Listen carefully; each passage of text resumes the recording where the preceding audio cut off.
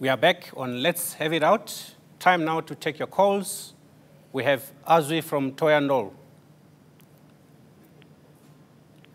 Do you have a question? Give us a question or comment, Azwi. Yeah, I just want to give a comment there. Yes, go ahead. Yeah, as far as I'm saying, the South African economy is being crippled because of these corrupt activities. Because if you look at what is happening over the previous years, the many corrupt activities have been taking place. And in order to counteract those corrupt activities, it needs a lot of billions. Commission after commission, commission after commission. And those commissions, they are taking a lot of money. This is our taxpayers. This is the taxpayers' money.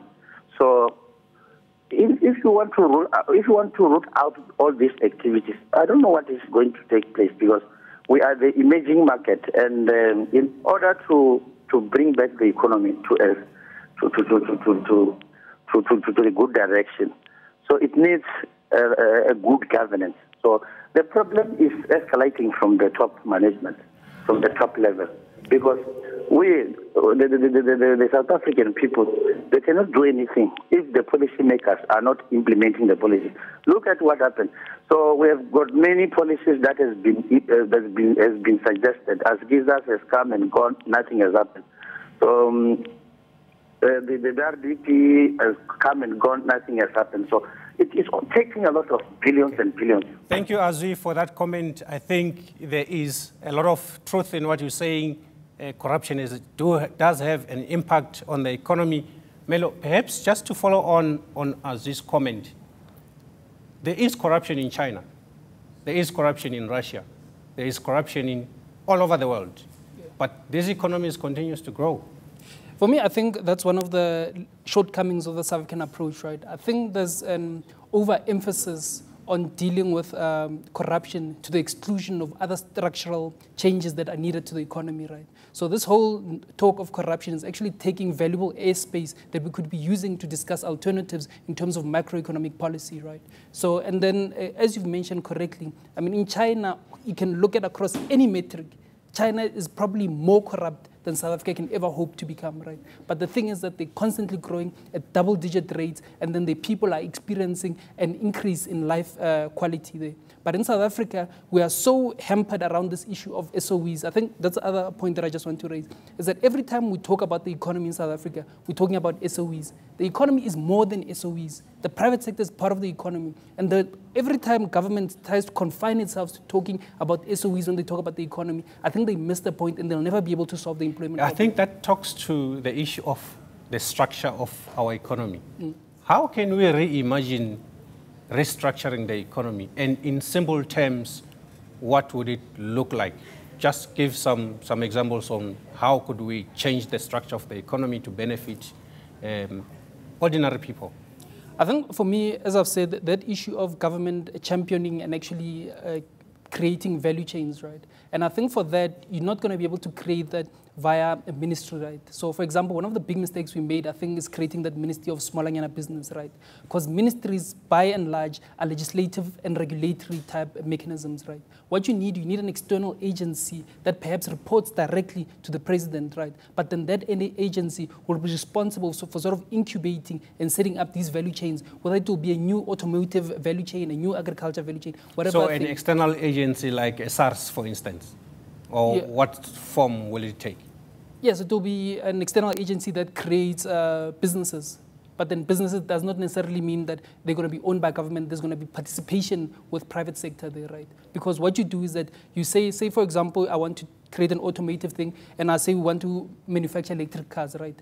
So I know that government doesn't have that competency. We set up all the regulatory thing from government, and then that agency would be able to come in there and say, you, partner one, can you please manufacture this for us? Partner two, can you do assembly? Banks, can you please provide capital for us? They provide that coordination function, not necessarily for government to own it, but then for government to coordinate it and get it working. A good example of this, if I can add one more thing, is the local organizing committee for the World Cup, right? For me, I think one of the fundamental things that we miss and misunderstand about that issue is thinking that that World Cup thing was good because of the infrastructure. It wasn't good because of the infrastructure. The infrastructure was incidental to that process. The thing that was good about that thing is that government created some form of value chain around that World Cup process that coordinated everybody's activities. It just so happened that the instrument through which it was effected was infrastructure. Let's go on callers. We have Jafta from Brandfisher. What is your question or comment, Jafta? Hi, how are you guys? We are all right. How are you? Go ahead. I'm good. Well, I've got actually just a few questions. I'm looking at the gentleman you're sitting with. I'm not sure. I've not familiarized myself with your names. But such gentlemen, those are the people that we actually need in our presidential offices. People with minds that could actually advise those whom we have on the chairs. Because currently at the moment, we have all these presidents. He has stipulated some of the things that during the time of Mr. Mbeki, so and so, such things has not happened, and even at the time of President Zuma, nothing has happened. But now at the very same time, I may not say that ANC is failing, but it needs people that can give advice for the future, and then to make sure that they take it from where it is to a better country. Yeah, I think I agree with you, Jafta. That's why we brought Melo here, a young, youthful person, to inject some new thinking, and thank you for that comment. Melo, just as we are about to close, if you were to say just a few things that the president and his team needs to focus on, what should they be doing differently to take the country out of the economic recession that is in? I think it's a misnomer to think that South Africa is in some sort of cyclical recessions, right? So we need to make a distinction between a cyclical recession and a structural trend line recession, right? I think South Africa has been on a downward spiral for a long time now, right? And the downward spiral that we're on is not going to be fixed by some short-term stimulus, right? We need a fundamental restructuring. We need a creation of new productive capacity in the economy, right? And that productive capacity, we should be looking to China, to Brazil, to India as markets for these products that we're going to be creating, right? So as a final point, I think one of the things that Zuma misunderstood about the BRICS forum, right? He thought that was an agony aunt session where you can go and cry and complain about the West and the Stellenbosch mafia, right? Cyril, he's using it as a forum to go and beg for money, right? I think the proper use of that forum is to try and tap into markets where we can offload and create new products and sell to those people, right? We're not going to get that opportunity anywhere else, right? So we need to use that opportunity and try and find new products to meet those guys' demands. That's how we're going to grow the economy. That's how we're going to absorb new people into the